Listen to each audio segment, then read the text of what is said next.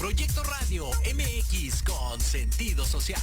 Las opiniones vertidas en este programa son exclusiva responsabilidad de quienes las emiten y no representan necesariamente el pensamiento ni la línea editorial de esta emisora.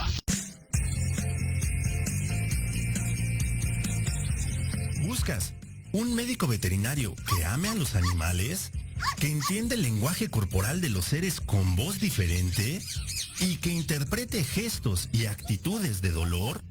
A los especialistas en La Voz del Veterinario encontrarás. ¡Iniciamos!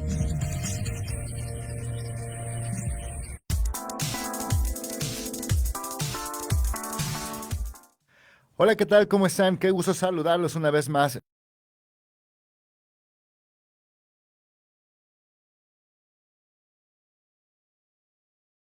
Para poder conocer un poquito más de aquellos temas que tanto nos interesan, porque van directamente con nuestros animalitos de compañía. Entonces, la intención de nosotros es poderles dar a conocer, que la gente conozca los avances que ha tenido la medicina en cuestión de la parte veterinaria, los avances que actualmente hay, las especialidades, porque de repente desconocemos las especialidades que se han ido desarrollando en los últimos años, porque ha sido un acelere bastante impresionante. Y bueno, como cada martes me acompaña Marcela Sandoval. Hola, ¿cómo están? ¿Cómo estás, Larry? Bien, Buenos aquí. días, pues aquí bien dijiste, ¿no? Con otro tema bastante interesante y por supuesto relacionado a nuestros animales de compañía, ¿no? O los animales en general, que muchas veces Claro. no sabemos, ¿no? Claro, y es importante que, bueno, la gente que nos está escuchando, que nos siga cada martes, porque cada vez hablamos de un tema muy particular y yo, en lo personal, yo he aprendido muchísimo aquí, cosas que realmente desconocía y yo creo que tú también. Claro que sí, desde las cuestiones más básicas, ¿no? Que llevan a cabo los veterinarios con nuestros animales, hasta desde poner una simple gasa, ¿no? Una gasa, una curita, el manejo, ¿no? ¿Cómo debe ser el manejo con un perro y un gato, que es completamente diferente? Exactamente. ¿Cuáles son las patologías que tiene un perro y un gato, ¿no? Que a veces las comparten y en Ujú. otras ocasiones son completamente distintas, ¿no? Exactamente. Algo también muy interesante es que sepamos distinguir los signos que presentan nuestros animales de compañía, ¿no? Ujú. Que muchas veces pueden deberse a diversas causas, ¿no? Y nosotros como sus cuidadores nos podemos confundir y pensar que tienen alguna enfermedad y no, Exactamente. ¿no? Realmente es algo muy interesante lo que aprendemos cada martes. Así es, entonces lo que nosotros pretendemos es ser ese enlace entre un médico veterinario y un propietario de un animalito de compañía, ¿no? Exactamente. Y bueno, pues hoy tenemos como invitado especial al doctor David Rojas, que nos había acompañado anteriormente, pero que- tuvimos ahí una falla técnica, Pero entonces, bastante técnica, ¿no? Fue como día de brujas, de Halloween, que exactamente, completamente nos quedamos sin luz y todo oscuro. exactamente, Que iba a ser un programa de misterio. así es, pero bueno, entonces tenemos al doctor David Rojas, que es ecuatoriano y radica en Baja California. Así Doctor David es. Rojas, ¿está en línea? Sí, muy buenos días, ¿cómo están? ¿Qué tal, doctor? Muy bien, pues aquí muy agradecidos de volver a compartir contigo este espacio y que podamos concluir lo que hace unas semanas no pudimos. Exacto. Sí, perfecto. Sí, esa falla técnica nos afectó toda la entrevista. Exactamente, pero bueno, son gajes del oficio, doctor. Ya, exacto, por estar en un programa en vivo. Así es. Doctor, mucha gente es nueva, mucha gente no escuchó la presentación anterior. Me gustaría que empezáramos desde ahí, que te pudieras presentar ante la gente para que conozcan un poquito de ti y cuál es tu especialidad. Ok, perfecto. Bueno, mi nombre es David Rojas, yo soy ecuatoriano, hice mi licenciatura allá en Ecuador, en la Universidad Católica Santiago de Guayaquil. Ahí obtuve el título de médico veterinario zootecnista.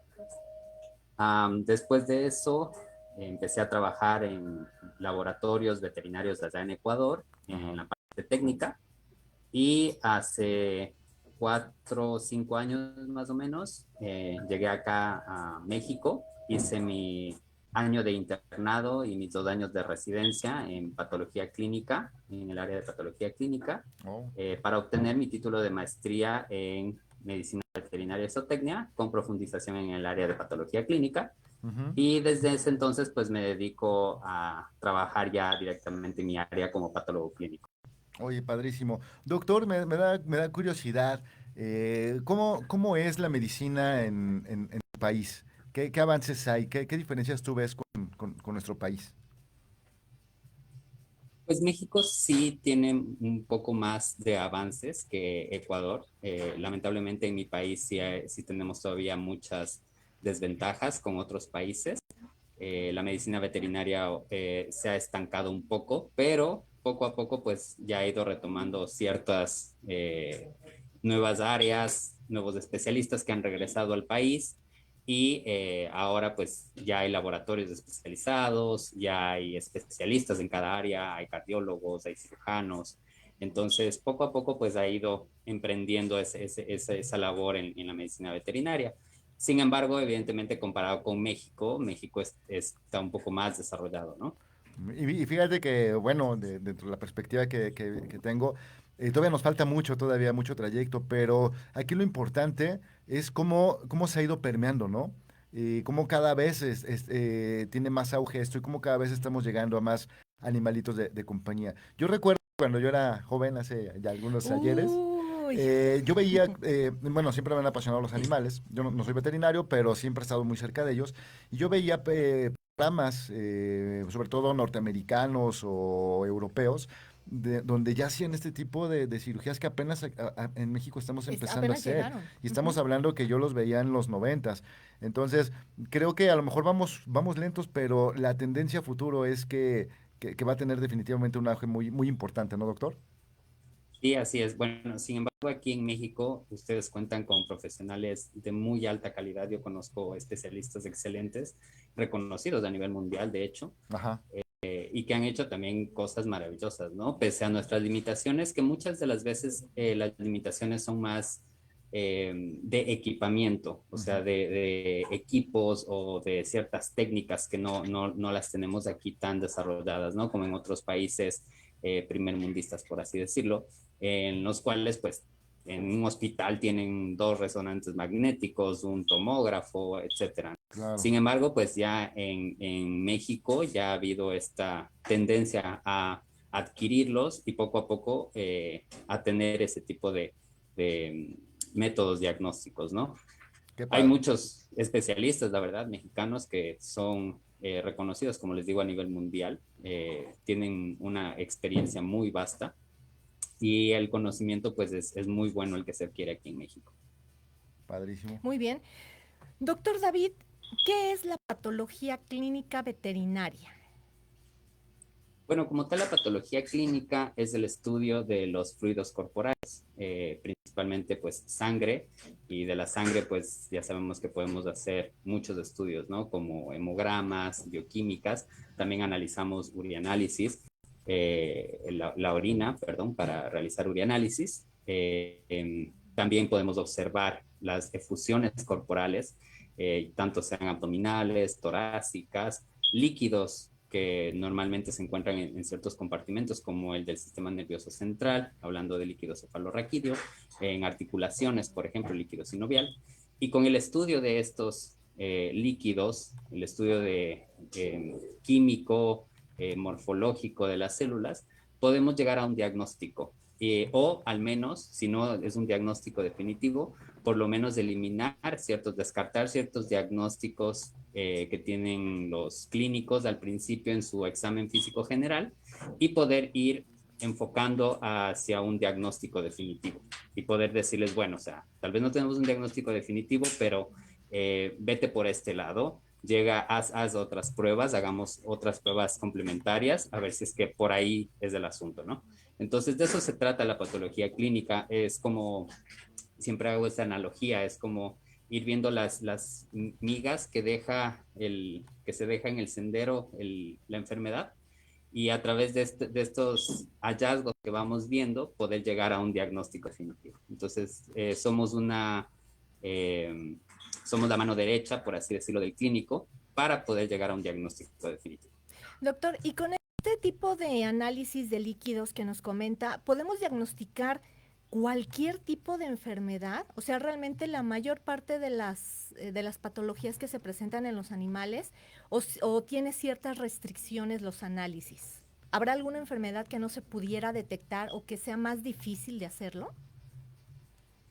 Sí, la verdad es que obviamente todas las pruebas llegan a tener ciertas limitaciones. No pueden ser, muchas veces las enfermedades no se presentan como los estudiamos en el libro, ¿no? Claro. Entonces, puede ser que de 100 casos que yo haya visto de un cierto tipo de enfermedad, el 101 se comporte totalmente diferente y pues pueda escapar de las pruebas diagnósticas, ¿no? Hay ciertas patologías, obviamente, que se denominan de un origen idiopático, pues que no sabemos de dónde vienen. Entonces tampoco podemos llegar a decir, bueno, un diagnóstico definitivo como tal es tal y su origen es este, ¿no? Entonces siempre va a tener ciertas limitaciones, siempre va a tener diferentes cambios y eso es lo bonito, lo padre de la patología clínica, ¿no? Que no es algo rutinario, siempre va a ser algo diferente. Ok, doctor, y ahorita como comenta, cuando no se llega a distinguir exactamente qué tipo de enfermedad es, ustedes ya recomiendan que se lleven a cabo entonces algunos estudios compartidos, me imagino, ¿no? O sea, aparte del análisis, ¿recomendarían que se sacara una radiografía o algo por el estilo? Por lo general, el diagnóstico siempre es compartido. O sea, no nos podemos llevar todo el crédito los patólogos clínicos, no se pueden llevar todo el crédito los clínicos. Siempre se necesita ver un todo, ver un general, porque no siempre también los pacientes llegan a presentar un tipo de enfermedad. Generalmente pueden llegar a tener comorbilidades. Entonces, aparte de, imagínate, una fractura que tal vez tuvo por un traumatismo, pues también tiene un hemoparásito, porque tuvo hace un tiempo infección con garrapatas, por ejemplo. Ajá. Entonces, obviamente para la fractura, tú sabes que pues la patología clínica no nos va a servir de mucho, pero obviamente el área de imagenología va a enfocarse en esa parte y ya la parte del hemoparásito, la patología clínica, aparte de ver su función renal, función hepática, para poder llevar a cabo la cirugía y que tenga un tratamiento, ¿no? Si es que puede entrar a cirugía, entre otras cosas. Entonces, siempre se comparte con las demás especialidades el diagnóstico. Siempre es importante ver el todo para poder saber en manera general cómo está nuestro animal y si es que yo lo puedo llevar a cirugía, si es que yo tengo que primero estabilizar a mi paciente antes de someterle a algún tipo de tratamiento. Así entonces, siempre se comparte estas áreas. Definitivamente es una parte sumamente importante en la salud de nuestros animales, poder monitorear de una forma mucho más específica. Vamos a aprovechar para ir a un pequeño bloque y regresando, continuamos platicando de este tema, doctor, y me gustaría platicar con la gente sobre la certeza de las pruebas, porque bueno, como en todo, pues siempre hay como márgenes de error, de repente hay falsos negativos, falsos positivos. Me gustaría que nos platicaras un poquito al respecto para romper un poco de mitos que existen. Regresamos. Regresamos.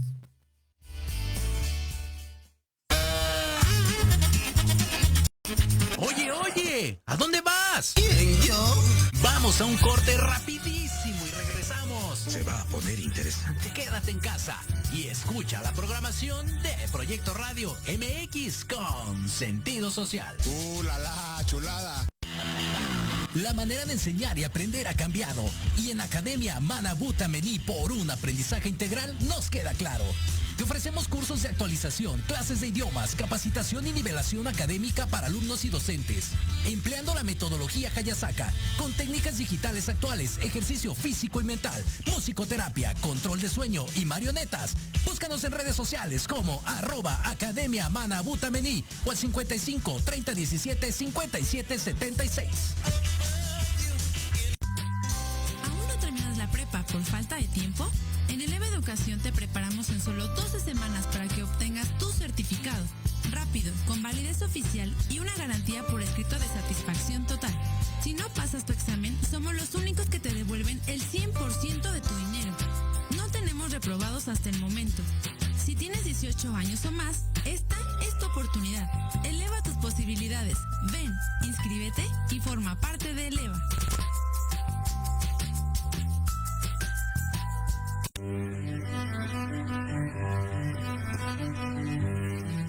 Hola, yo soy Verónica Mejía y te quiero invitar todos los martes, sí, anótalo bien, todos los martes de 1 a 2 de la tarde en tu programa Enamorando tus sentidos, donde tendremos muchos invitados. Nos platicarán de libros, emprendimiento, cultura y mucho muchas cosas más. En tu estación Proyecto Radio MX con sentido social.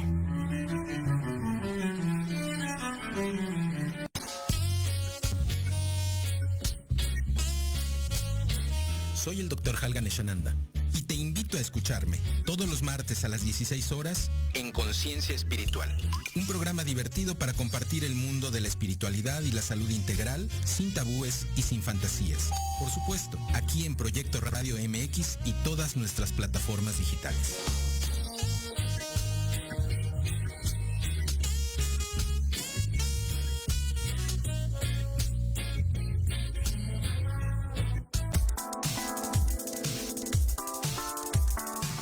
Bueno, pues ya estamos de vuelta aquí en La Voz del Veterinario. El día de hoy estamos hablando de patología clínica. Antes de irnos al bloque, le comentaba yo al doctor si nos puede ayudar a comentarnos qué significan un falso positivo, un falso negativo, y esto no necesariamente implica que se haya hecho mal, ¿no? Simplemente son condiciones que existen. Sí, todas las pruebas que realizamos no son 100% específicas o 100% sensibles. Especificidad significa que nos digan que realmente son positivos y sensibilidad de que sean realmente negativos, ¿no? Como tal. Uh-huh. Entonces, estas pruebas, las pruebas generalmente pues siempre van a tener su grado de especificidad y sensibilidad. Algunas pueden, se dice que obviamente, o se sabe mejor dicho, que una prueba con más del 95% de sensibilidad y especificidad es buena, pero sin embargo sigue teniendo su porcentaje en el que puede salir un falso positivo o un falso negativo, y eso no significa que el animal no presente la enfermedad o la infección o pues, lo que estemos buscando, ¿no?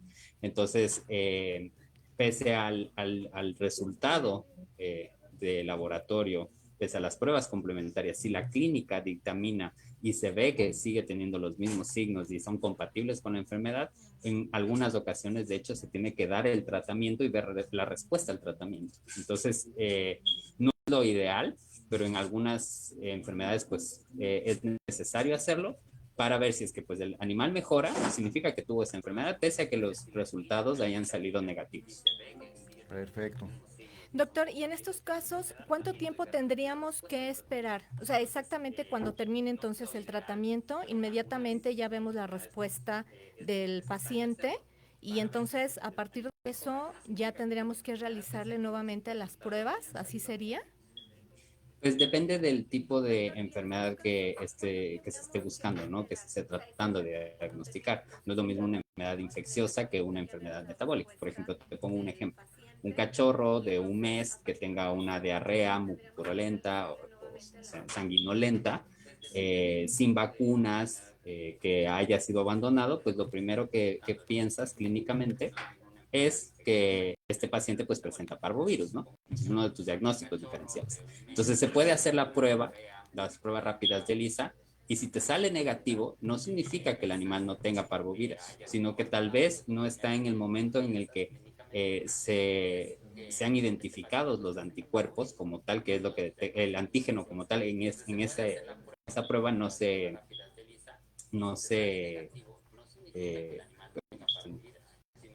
Así ¿ahí es. se escucha bien? Sí, Okay. Todo escuchamos. Entonces no significa que el animal no tenga, sino que tal vez fue un falso negativo de la prueba, pero el animal sí presente parvovirus, porque tiene los signos clínicos, tiene la historia para presentarlos. Entonces, pues, se le empieza a dar el tratamiento que generalmente es paliativo para evitar estos efectos secundarios, que es lo que presenta el parvovirus, y si es que el animal mejora y todo, pues probablemente tuvo parvovirus, o probablemente tal vez tuvo coronavirus o otro tipo de enfermedad, ¿no? Doctor, Obviamente okay. se tiene que descartar también otros problemas gastrointestinales. Así es. Doctor, ¿cuáles serían, tocando el tema, las enfermedades metabólicas más comunes que se presentan y sobre todo en el animal de compañía, que es el más común en las casas, ¿no? Que son los perros o los gatos? Sí, como te decía, o bueno, como habíamos platicado la anterior vez, siempre va a depender de la edad y de la raza y de la especie, ¿no? Obviamente no es lo mismo tratar un gato geronte, por decirlo, más de 15, 16 años, que un cachorro de perro de 2 meses, ¿no? Entonces, si hablamos de las enfermedades más comunes a nivel de cachorros, pues siempre van a ser las infecciosas. Generalmente las virales es bastante común. Si hablamos de pacientes ya gerontes o pacientes ya adultos, podemos hablar de endocrinopatías, podemos hablar de daño renal. En gatos es bastante común los daños renales, ya cuando son pacientes adultos a gerontes. Podemos hablar también de ciertas patologías específicas de raza como más comunes, como la lipidosis hepática en gatos, por ejemplo, cuando se estresan muchísimo o cuando dejan de comer por alguna razón extraña, porque son los gatos. Entonces, siempre va a depender, o sea, de la especie, la edad, la raza, porque algunas razas son más predisponentes a otro tipo de enfermedades, a neoplasias, por ejemplo, que otro tipo de animales, ¿no? Ok, ¿qué son las neoplasias, doctor? Bueno, las neoplasias son tumoraciones, o sea, son un crecimiento de un tipo de tejido que empieza a exacerbarse, a crecer de manera descontrolada y que se pueden clasificar en dos. Se puede hacer una clasificación tanto benignas como malignas. Cuando hablamos de neoplasias benignas, significa que generalmente no tienen poder metastásico. ¿A qué nos referimos con metástasis? Que no pueden viajar a otros lugares y empezar a crecer de esa manera exacerbada. Y cuando hablamos de tumoraciones malignas, es que tienen esta capacidad de metástasis para poder viajar tanto a lugares cercanos o infiltrar a tejido profundo o viajar a un tejido distante y empezar y seguir este crecimiento exacerbado, ¿no? Doctor, ¿y en algún momento este tipo de tumores se podrían confundir con los abscesos o nada que ver? Pues sí, el absceso pues es la inflamación, ¿no? De esa parte del tejido que se encapsula y hay un proceso inflamatorio. Para decir que es absceso, pues tiene que haber una infección secundaria, principalmente bacteriana, que es lo que conocemos. Entonces, clínicamente, digamos que a veces sí se pueden llegar a confundir los abscesos con neoplasias. Entonces, de hecho, la citología es una de las áreas de la patología clínica que nos ayuda a distinguir entre un proceso inflamatorio o un proceso neoplásico. Y si es que es un proceso inflamatorio, determinar qué tipo de proceso inflamatorio es. Si es un proceso neoplásico, pues tratar de llegar a saber si es que es un proceso benigno o si es un proceso maligno.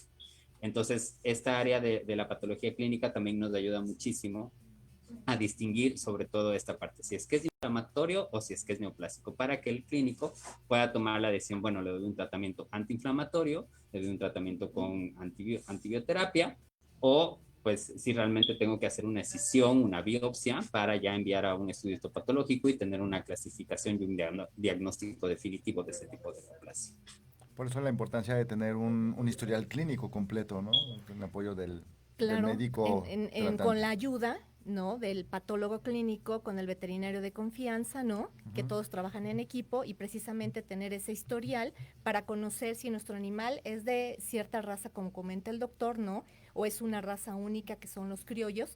Desde un inicio, desde que lo tuve de cachorro, ver precisamente todo el desarrollo que ha tenido ese animal, sea perro o gato en este caso, ¿no? Para que llegado el momento podamos saber más o menos qué tiene, ¿no? O podemos imaginarnos, o así ya estamos ayudando a los médicos veterinarios, ¿no? A los clínicos, a saber por dónde, ¿no? Así y no es. Que de un momento a otro le llegue a mi veterinario con un animal de 12 años. Sí, no, ¿no? Ya llevas un historial, ya llevas como un antecedente. Doctor, de repente nosotros escuchamos mucho cuando vamos a la clínica, o incluso nosotros como humanos, así como que parte del check-up básico es como que una química sanguínea y una biometría. ¿En qué consiste cada una y qué ventajas o qué parámetros nos dan sobre el estado de salud de nuestro animal, tanto una química sanguínea como una biometría hemática? Okay. Bueno, primero la biometría hemática, ese término es humano. Ajá. No lo utilizamos en medicina veterinaria, el término correcto es hemograma. Hemograma. Entonces el hemograma lo que hace es el análisis de todas las células sanguíneas, ¿no? Ver cómo están los eritrocitos, ver cómo están las plaquetas y ver cómo están los leucocitos, en qué cantidad se encuentran y morfológicamente cómo están.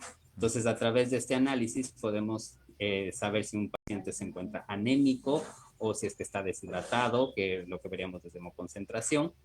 Y a través de los leucocitos podríamos ver un proceso inflamatorio, en algunos casos hasta un proceso neoplásico, cuando se trata de leucemias, por ejemplo, o de metástasis a médula ósea, que también ya pueden salir estas células neoplásicas de circulación, porque ya la médula ósea está invadida por la neoplasia. Y pues de esta forma ver de manera general cómo se encuentra el sistema de respuesta inflamatoria y la oxigenación hacia los tejidos, ¿no? Porque sabemos que si el perro está anémico, pues obviamente tiene hipoxia tisular porque los eritrocitos son los encargados de entregar el oxígeno a los tejidos. Entonces, de acuerdo a eso, pues podemos determinar cómo está nuestro paciente. Y la bioquímica sérica, principalmente lo que vemos son análisis de enzimas y de ciertos analitos como electrolitos, que nos ayudan a determinar cómo se encuentra de manera general ciertas funciones de los órganos, ¿no? Como por ejemplo, si vemos glucosa, si vemos una hiperglucemia muy marcada, podemos saber que nuestro paciente tiene diabetes mellitus, entonces algo está pasando en ese páncreas, ¿verdad? También si es que vemos urea y creatinina, que son los analitos de desecho a nivel renal, si se encuentran muy incrementados, pues podemos saber que hay un proceso renal, hay un daño renal, algo no está funcionando de manera correcta en los riñones. Podemos ver también el hígado, se puede también ver, pues básicamente eso, la verdad, es el hígado. Bueno, cierto, algunas endocrinopatías también nos ayudan, ciertos hallazgos en la bioquímica sérica. Entonces, la verdad es que es muy bueno siempre hacer este check-up anual, es lo que se recomienda. Si es, lo ideal sería cada 6 meses, pero está bien hacerlo una vez al año. Una vez al año es lo ideal para ver en general cómo están nuestros pacientes. Si es que no hay ninguna anormalidad, perfecto, y si es que ya empiezan a haber ciertas anormalidades, pues tomar medidas a tiempo para evitar una progresión de la enfermedad o de plano hacer un tratamiento curativo, ¿no? Si es que se puede. Claro. Sí, entonces estas dos pruebas serían como a lo mejor las más básicas y ya de ahí partir, ¿no? Sí, eso y en conjunto con el urianálisis. O sea, las tres son básicas. O sea, siempre se debe hacer un hemograma, una bioquímica y un urianálisis, porque mucha de la información del urianálisis se complementa con la bioquímica sérica, sobre todo el valor de densidad urinaria para ver la función renal. Claro. Entonces, hay procesos que si es que se trata de un daño renal, se necesita saber el valor de densidad urinaria para poder correlacionarlo, ¿no? Y saber si es que realmente es un daño renal o es un daño o es algo prerrenal o postrenal según la clínica del paciente. Claro. También nos ayuda a ciertos analitos en el urianálisis, los hallazgos, a saber cómo está el hígado. Entonces, siempre se deben correlacionar los tres al mismo tiempo en conjunto. Y no esperar a lo mejor a que el perro esté enfermo, como bien hablamos, son preventivos y este tipo de estudios se pueden hacer, como comentas, de manera anual, de preferencia semestral, y bueno, esto nos puede dar un panorama más complejo de la salud de nuestro animal de compañía. Así es, y sobre todo deben tener en consideración que los animales, los perros y los gatos pueden ser muy estoicos, o sea, pueden aguantar muchísimo dolor, o hay enfermedades que son silenciosas, que no presentan signos clínicos tan fuertes que el propietario los denota, ¿no? Entonces, al hacer estos check-ups, al hacer estas revisiones anuales, tanto clínicas con la ayuda del laboratorio, pues es de muchísima importancia para el animal, porque así podemos ver de manera general cómo está. Muy bien. Claro, y ahí sí lo estamos ayudando a mejorar su calidad de vida, ¿no? Porque precisamente como comenta el doctor, esconden el dolor, ¿no? Y puede parecer muchísimas veces que no tiene nada. Por eso debemos de ser tan observadores. En el más mínimo cambio que tenga nuestro animal de compañía, algo está sucediendo, porque definitivamente no es normal, ¿no? Exactamente, sí. Doctor, y cuando hablamos de cuidados paliativos, ¿a qué nos referimos? Bueno, hay ciertas enfermedades que obviamente no pueden ser curadas. No hay un tratamiento curativo, por así decirlo. Entonces ahí hablamos de tratamientos paliativos. Estos tratamientos son, primero, disminuir el progreso de la enfermedad y evitar los efectos secundarios de la enfermedad para que el animal pues tenga una mejor calidad de vida, ¿no? Por ejemplo, hablamos de procesos crónico-degenerativos como endocrinopatías, por ejemplo, el hipotiroidismo. Sabemos que el hipotiroidismo pues no hay algo curativo, entonces lo que se hace es darle la levotiroxina al animal, que es la falta de esta hormona, al fin y al cabo, lo que produce la enfermedad, y estabilizar mediante otro tipo de tratamiento paliativo, si es que lo presentara, y darle una mejor calidad de vida al animal, ¿no? Pero es obviamente un tratamiento solo no curativo, o sea, simplemente es darle lo que necesita el animal por esa ausencia de la hormona, y si es que se presenta algún efecto secundario, pues darle ese tratamiento paliativo para que no presente esas alteraciones. Ok, entonces básicamente es únicamente ayudar a que no se siga desarrollando la enfermedad tal cual, ¿no? Pero esto aplica para las enfermedades, las patologías que no tienen cura. Exacto. Así es. Ok. Oiga, doctor, ¿y a usted le ha tocado algún paciente medio difícil de manejar? ¿Un perro, un gato o algún otro tipo de animal en el manejo? Por lo general, los patólogos clínicos no hacemos manejo de pacientes, siempre estamos en el área de laboratorio y, por ejemplo, yo ahora me encuentro en Bobalab, que es un laboratorio privado, entonces, ¿cómo nos manejamos? Los mensajeros van hacia las clínicas y recoleccionan las muestras, que los clínicos son los que tienen que tomarlas y nos envían a nosotros las muestras. En mi anterior trabajo, yo trabajé en el Hospital Veterinario Ceilán, allá en el Estado de México. Y ahí sí yo estaba dentro del hospital, ¿no? Entonces ahí yo podía ir a hacer ciertas tomas de muestras de citología, ayudarles en la toma de sangre y estas cosas. Pero generalmente el que maneja es el clínico como tal al paciente. El patólogo clínico no hace nada de manejos, ni tampoco yo estoy autorizado en, por ejemplo, sedar a un paciente o algo así. No, yo no tengo la experiencia del manejo de fármacos. Todo eso lo hace el clínico como tal, dependiendo del criterio de él o de ella, ¿no? Si es que fuera una clínica. Eso es muy interesante, ¿no? Porque muchas veces nosotros como cuidadores desconocemos muchas cosas, ¿no? Y en alguna emergencia o algo podríamos llegar a lo mejor directamente a un laboratorio pensando que ahí pueden sacar directamente la muestra, ¿no? Y en este caso no es así, porque precisamente hay especialistas, ¿no? Para el manejo de los animales y para la toma de muestras como tal, ¿no? Entonces es importante saberlo porque ahí ya son minutos valiosos que estamos perdiendo, ¿no? Por desconocimiento, que realmente el manejo del animal lo tiene que hacer el veterinario, ¿no? El médico veterinario, y de ahí ya van por la muestra y la llevan al laboratorio, ¿no? Exactamente. Vamos a aprovechar para leer algunos mensajes. Nos mandan saludos, saludos Lara y Marcela, saludos al doctor, excelente tema. Y bueno, aquí es una pregunta recurrente que creo que nos hacen en cada programa. Que por qué por qué determina decirle paciente a un animal y y que esta persona dice que tiene entendido que en los animales no existe el sufrimiento, ¿no? Bueno, me gustaría aclarar que, bueno, todo ser vivo, mientras tenga un sistema nervioso, pues existe el dolor, existe el sufrimiento. No necesita ser especialista veterinario para poder entender estas cosas, ¿no? Pero doctor, ¿qué nos puedes decir tú al respecto a esta persona que nos está preguntando que por qué decirle paciente a un animal y que dice que los animales no sufren?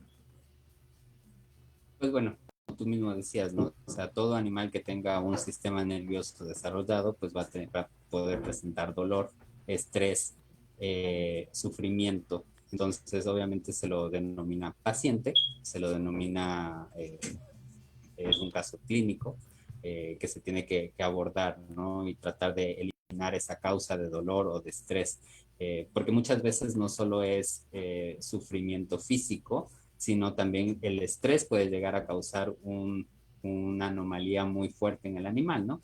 Si estamos hablando, por ejemplo, de un gato que se suelen estresar con ruidos muy fuertes o con aromas demasiado intensos, entonces eliminar esa fuente de estrés para el animal también es darle calidad de vida y mejorar pues, su comportamiento y que se encuentre tranquilo en su casa, ¿no? Entonces eso también es eliminar una forma de sufrimiento en el animal. Claro, poder darle atención. Doctor, como comentaba yo al principio y en algunos programas he hecho énfasis, ¿tú consideras que la esperanza de vida en los animales ahora es un poco mayor, es más amplia debido a todos estos avances que han habido en la tecnología? Sí, sí, al igual que en medicina humana, si nosotros vemos la historia del cómo se han incrementado la esperanza de vida, no solo en medicina humana, sino también en medicina veterinaria, justo ha sido con la llegada de los avances en la medicina, tanto humana como veterinaria, ¿no? Muchos de hecho, de los avances médicos humanos son gracias a la medicina veterinaria, porque pues hacemos eso, hacemos pruebas en animales primero antes de llevarlos a la medicina humana, ¿no? Entonces, gracias a este avance de la medicina que ahora es muy importante día tras día, o sea, antes era hasta hace algunas décadas atrás, obviamente el descubrimiento de ciertas cosas se tardaba, pero ahora es día con día se descubren nuevas cosas, ¿no? Entonces, gracias a eso, gracias a los nuevos fármacos, a los nuevos tratamientos menos invasivos, gracias a tratamientos que obviamente tampoco desarrollan tantos efectos secundarios, gracias a las tecnologías de diagnóstico más rápido, obviamente se prolonga la esperanza de vida tanto en humanos como en animales. Muy bien. No, qué maravilla. Así es. Doctor, ¿y qué hay algo que no se debe de hacer en un diagnóstico? Algo que no se debe hacer. Sí, ¿hay algo que no se deba de hacer cuando ustedes dan el diagnóstico? Pues bueno, siempre puede llegarse a producir iatrogenias. Lamentablemente no estamos exentos de eso porque somos humanos. Entonces podemos equivocarnos, tenemos nuestro grado de error, ¿no? Pero lo que yo principalmente pienso que no se debe hacer en un diagnóstico es confiarse si es que no estoy 100% seguro de que tiene la enfermedad, o al menos que yo no haya descartado un montón de cosas y determine pues que lo más seguro es que se trate de esa enfermedad. Entonces, ahora lo más importante siempre es hacer exámenes complementarios, relacionarnos con imagenología, las otras especialidades, el cirujano, el patólogo clínico, el anatomopatólogo, para poder en conjunto pues llegar a un diagnóstico, ¿no? Antes, hace algunas décadas atrás, los médicos eran muy generales, ¿no? Entonces, lamentablemente no teníamos estas especializaciones y hacían o tomaban decisiones por su experiencia clínica y ya. Entonces, ahora se sabe que pues no basta solo la experiencia clínica, sino debemos confirmarlo, hacer medicina basada en evidencia. Si es que mi paciente tiene signos compatibles con la enfermedad, bueno, voy a hacer medicina basada en evidencia, hacer exámenes específicos que nos determinen que realmente tiene esa enfermedad. Claro. Oye, doctor, y otra cosa bien importante que yo he tenido un poco acercamiento con la parte también clínica. De repente, para que el estudio, para que el diagnóstico pueda ser óptimo, pues necesitamos hablar de muestras de calidad, ¿no? Me refiero a que hay que cumplir ciertos criterios, ayuno, el manejo de la muestra para que no se coagule. ¿Qué consejos nos puedes dar al respecto en general, tanto para los médicos que mandan las muestras, como para los propietarios también tengamos atención en esos puntos? Ok, bueno, para los propietarios, importantísimo seguir la guía que les dé el clínico, ¿no? Si el clínico les dice, sabes que para este examen necesito que tu mascota tenga un ayuno de mínimo 8 horas, pues cumplir el ayuno de 8 horas. No es que el clínico lo hace porque pues, se le ocurrió, sino que simplemente la muestra, para poder tomarla que esté en óptimas condiciones y que tengamos un diagnóstico bueno, pues la muestra tiene que cumplir ciertas características, porque si es que llega a presentar, por ejemplo, lipemia, en el caso de que el animal no tenga el ayuno adecuado, esa lipemia va a alterar los resultados en la parte analítica. Los equipos van a sobreestimar o subestimar medición de ciertos analitos, y eso pues nos va a dar falsos positivos o falsos negativos, o tal vez nos dé un valor que pues no es real, ¿verdad? Entonces, siempre tomar en consideración lo que nos diga el clínico. Si te dice el clínico, sabes que tu paciente no debe tomar agua las 4 horas antes de la prueba, pues hacerlo, ¿no? O sea, seguir las recomendaciones clínicas. Y para los clínicos, pues muchas veces también depende del paciente. No siempre es fácil la toma de la muestra, pero en general lo que se recomienda es que el paciente esté lo más tranquilo posible, que la toma de sangre sobre todo sea lo menos estresante, porque si el animal se estresa cabeza se mueve mucho y yo tengo que picarlo una vez, picarlo 2 veces, pues ya puede llegar a presentar alteraciones en la muestra y estas alteraciones pues pueden complicar el diagnóstico. Yo sé que es difícil a veces, no todos los pacientes son unos ángeles de Dios, nos complican a veces la vida, pero en general se espera eso, o sea, que la toma de muestras sea lo más fácil y sea lo más limpia posible, tanto para que no sufra el animal y tanto para que el clínico pues no esté ahí batallando, ¿no? Y nosotros tengamos una muestra de calidad. Así es, y una vez que se tome las muestras, pues en el caso de si se necesitan pruebas especiales, también llamar al laboratorio. Eso también es súper importante porque a veces nos envían muestras que no son útiles para cierto tipo de pruebas. Entonces, si yo tengo duda como clínico, pues llamar al laboratorio de confianza, al laboratorio con el que yo trabajo y decirle, ¿sabes qué? Voy a hacer tal tipo de examen, no lo había hecho antes, qué tipo de prueba necesito, cuánta sangre necesito, con esto me va a alcanzar, y pues nosotros le damos ese apoyo al clínico para decirle sí, o sea, toma tanta cantidad en tal tubo y envíanos de esta forma la muestra, ¿no? Doctor, y de esa forma pues evitamos el problema y la pérdida de tiempo de volver a tomar la muestra al animal. Doctor, ¿y qué tan óptimo es que yo como cuidador tome la muestra, hablando de heces o de orina, en mi casa? Eso es, la verdad, sobre todo las muestras de orina, no hay problema que se tomen en casa. De hecho, muchas veces se recomienda eso. La muestra óptima de orina es la primera orina de la mañana. Esa es la mejor, porque así sabemos realmente el valor de densidad urinaria, que es algo que nos importa muchísimo para saber la función renal. Entonces, si el animal se levanta, pues yo tomo esa muestra de orina. Lo que se hace es que el animal empieza a hacer su micción, empieza a orinar. Espero que se vaya un poquito el primer chorro, que generalmente está un poco contaminado, y de ahí tomo el resto de la muestra. No se necesita muchísima muestra para un urianálisis. Con que se tome una muestra, no sé, unos 3-4 mililitros es más que suficiente, y con eso pues ya puedo determinar yo mi valor de densidad urinaria con la primera orina de la mañana, que me ayuda muchísimo a correlacionar con los otros signos. Y las heces pues también, o sea, se pueden tomar sin ningún problema en la casa. Perfecto, pues es un trabajo en conjunto definitivamente para que la muestra sea de calidad y podamos tener un diagnóstico certero y oportuno para un tratamiento adecuado para nuestro animal de compañía. Vamos a un pequeño bloque, regresamos y continuamos hablando sobre este tema tan interesante que es la patología clínica. No se vayan, regresamos. En Proyecto Radio MX, tu opinión es importante.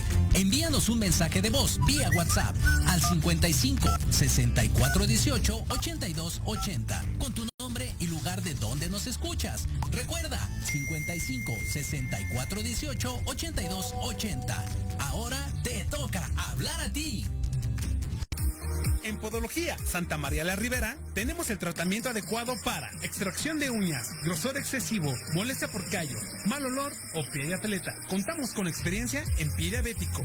Síguenos en redes sociales como Podología Santa María la Ribera o visítanos en la calle Santa María la Ribera, número 97B, Colonia Santa María la Ribera. Agenda una cita al teléfono 55 55 41 15 30. En Podología Santa María la Ribera, caminas sin dolor.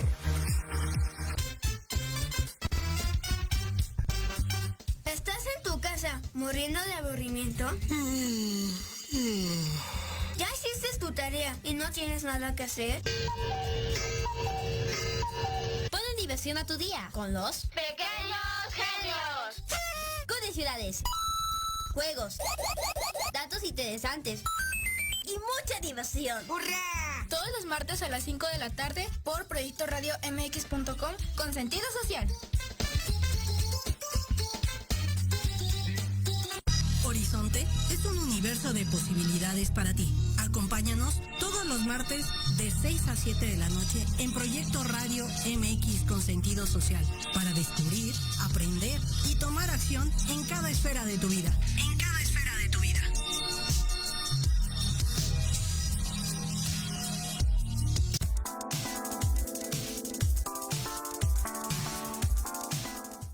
Bueno, estamos llegando al último bloque de La Voz del Veterinario. El día de hoy estamos hablando de patología clínica con el doctor David Rojas, quien es ecuatoriano y radica en Baja California. Doctor, ¿qué te hizo inclinarte por el tema de la patología viendo tantas especialidades? ¿Qué es en ti la particularidad que viste para enfocarte a esta parte? Bueno, desde la que llevé la licenciatura, cuando tomé la clase de patología clínica, me llamó muchísimo la atención ver cómo se correlacionaba mucho con la parte clínica y con casi todas las otras especialidades, ¿no? Entonces es una especialidad que necesitas mucho de la parte clínica, porque somos patólogos clínicos, necesitamos saber la parte clínica para poder interpretar nuestras pruebas, ver cómo es el comportamiento, se necesita muchísima fisiología, porque si no sabes cómo es el comportamiento normal de un órgano, cómo son las funciones normales, pues mucho menos vas a saber cómo son sus alteraciones, ¿no? Y ver esta interacción que tenía la patología clínica con las demás especialidades fue lo que me llamó muchísimo la atención. Es bastante apasionante. La verdad es que sí es una especialidad que conlleva muchos años de estudio como otras especialidades, pero el tener esa curiosidad por saber de dónde proviene todo y hasta dónde se puede llegar y ver que no siempre es algo, a veces no puede ser algo concluyente, entonces te toca leer más y te toca instruirte más y te toca seguirte preparando, fueron las cosas que a mí me encantaron de la patología clínica. Doctor, ¿y hay algún órgano en particular del que te llame o te guste mucho la atención, cómo funciona? Pues en general todos los órganos son una maravilla, ¿no? O sea, la verdad es que ver desde el punto de vista fisiológico cómo funcionan los órganos, cómo funciona el organismo en general es maravilloso. O sea, ver todos estos procesos que realizan las células, ver cómo hacen sus procesos compensatorios cuando hay alguna falla en otros sistemas, es maravilloso. En general, uno de los órganos que más me gustan a mí es el sistema renal. El riñón me parece algo fascinante. Hace no solo nos ayuda a excretar los residuos o las contaminantes que tenemos en el organismo, sino también recicla muchas cosas, también tiene una parte hormonal, está muy relacionado con la presión, con la oxigenación, entonces pues a mí me parece súper interesante, ¿no? Pero en realidad pues todos los órganos cumplen una función importantísima y cumplen millones de funciones, ¿no? Que pues, hasta ahora no podemos llegar a determinar cuáles son todas las funciones de todos los órganos. Claro, en general yo creo que la naturaleza es sumamente sabia, inteligente y que todo está relacionado y que todo tiene una razón de ser, ¿no? Un hígado, un corazón, un riñón, hasta la parte más insignificante, ¿no? Hasta un pelito, hasta una uña, realmente tienen una función primordial, ¿no? Y es donde uno se admira de la naturaleza, ¿no? De lo sabe, de lo inteligente que es. Doctor. Así es, o sea, gracias a la evolución, o sea, hemos llegado a tener este tipo de organismos, ¿no? O sea, gracias a millones y millones de años de evolución en la naturaleza, es que se han llegado a tener funciones tan específicas en las células que llegan a hacer cosas maravillosas. Exactamente. Doctor, y bueno, ustedes que están el día a día en esto, pues no solamente es apartarse o estar en un cuarto, sino que todo esto también tiene una sensibilidad, porque yo sé que muchos de ustedes que estudiaron la carrera es porque sienten mucha empatía con los animales, porque muchos de ustedes aman a los animales, y bueno, eso es importante ver, ¿no? Que el veterinario está cerca de los animales, y me gustaría que nos platicaras, doctor, ¿tú qué experiencia tienes con los animales? ¿Cuál es tu animal favorito? ¿Alguna anécdota que tengas con alguno de ellos dentro de tu trabajo día con día? Bueno, desde que yo me acuerdo y tengo uso de razón, tengo memoria, en mi vida siempre ha habido perros, ¿no? O sea, mi primer recuerdo, pues, es mi perra, que fue una pastor alemán, su nombre era Bienhaus Balbinti. Y desde ahí me acuerdo pues siempre haber tenido perros en la casa, ¿no? Perros, gatos, peces, alguna vez tuvimos ranas, tuvimos una serpiente. La verdad es que mis papás eran fascinados con la naturaleza, sobre todo mi papá. A mi mamá pues siempre le parecía un poco de miedo tener a veces hasta una tarántula, porque en algún tiempo nosotros vivimos en un área rural, o sea, alejada de la ciudad. Y pues sí, ¿no? O sea, como niños yo iba y agarraba una tarántula y pues ya era mi mascota, ¿no? Pero quien me enseñó todo esto al respeto a la naturaleza, al respeto a los animales, la verdad fue mi papá. Él fue el que fomentó esto en mí. Mi mamá igual, o sea, muchos de los valores y principios de ellos en de respeta a un ser vivo, sea lo que sea pequeño, sea grande, tienes que respetarlo, ¿no? Tienes que, si es que está en ti y puedes ayudarlo, pues ayúdalo, ¿no? Y si es que no, pues no lo molestes y deja que viva en paz de la naturaleza. Entonces, mucha de mi infancia pues se basó en eso y por eso es que quise ser médico veterinario, ¿no? Siempre tratar de encontrar la forma de ayudar a los animales. Claro, sí, pues qué padre que exista esta empatía y justamente la pregunta es para eso, ¿no? Para que la gente sepa y vea que hay una sensibilidad y que no solamente es un objeto, ¿no? No es como arreglar una televisión, un radio, sino que están conscientes que tienen una vida y que es tan valiosa como cualquier otra, ¿no? Así es. Doctor, ¿y usted es el único veterinario, bueno, dedicado a la medicina veterinaria en su familia o hay alguien más? Bueno, en mi familia, mi hermano mayor es médico humano, pero él se dirigió más a la parte de investigación. Él tiene una maestría y un doctorado en microbiología molecular. Y mi segundo hermano es piloto aéreo de las Fuerzas Armadas de mi país. Entonces, digamos que yo comparto esto de la medicina con mi hermano mayor, pero él es médico humano. Y de ahí en mi familia en general, tengo un primo que está siguiendo ahora la licenciatura en medicina veterinaria. Oye, qué padre debe ser tener esas charlas, ¿no? Así con tu hermano, él por la parte humana, tú por la parte veterinaria. La verdad es que debe ser padrísimo. Sí, ¿no? Compartir los mismos intereses, ¿no? Y poderse estar sí, informando. Sí. Sí. Doctor, pues estamos llegando ya a los últimos minutos de este programa especial. Realmente, de verdad, nos ha aportado muchísimo. Muchas gracias por todo ese trabajo que haces. La parte de ustedes es fundamental. Yo siento una admiración especial por los patólogos porque ven lo que no alcanzamos a ver muchas veces nosotros, ¿no? Entonces siempre es importante poder conocer desde adentro cómo está nuestro animalito de compañía, porque hoy en día pues son parte de nuestra familia, son una parte esencial y bueno, pues ese agradecimiento. Doctora, ¿tienes algunas redes donde la gente pueda contactarte, pueda seguirte? Como redes, como tal no, pero si es que algún médico clínico nos está escuchando, si algún colega necesita información o cree que yo le puedo ayudar de alguna forma en mi área de especialidad, que es la patología clínica, les puedo dejar mi mail, que es davidrojas-silva@hotmail.com o davidrojasilva todo unido @gmail.com. Cualquiera de los dos me pueden escribir y pues yo puedo compartir mi experiencia o mi criterio de acuerdo a lo que necesiten, ¿no? Y darles una ayuda hasta donde yo pueda. Perfecto. Vamos a dejar el correo en los comentarios por si alguien de los interesados quiere contactarlo, puedan hacerlo ahí. Así es. Doctor, muchísimas gracias por habernos instruido. Esperamos tenerlo en una próxima emisión y muchísimas gracias por su tiempo.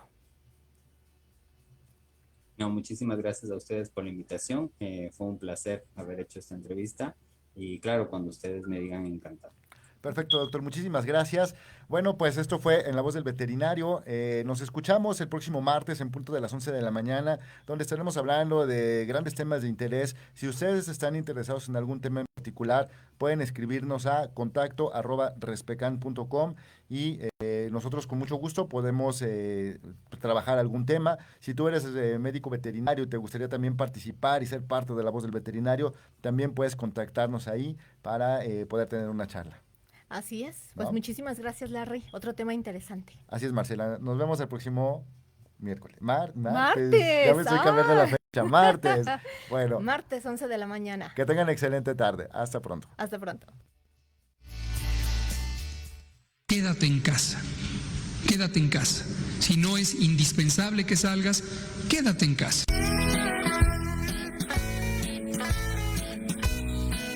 El compromiso con el mundo animal y su bienestar regresan en la próxima emisión.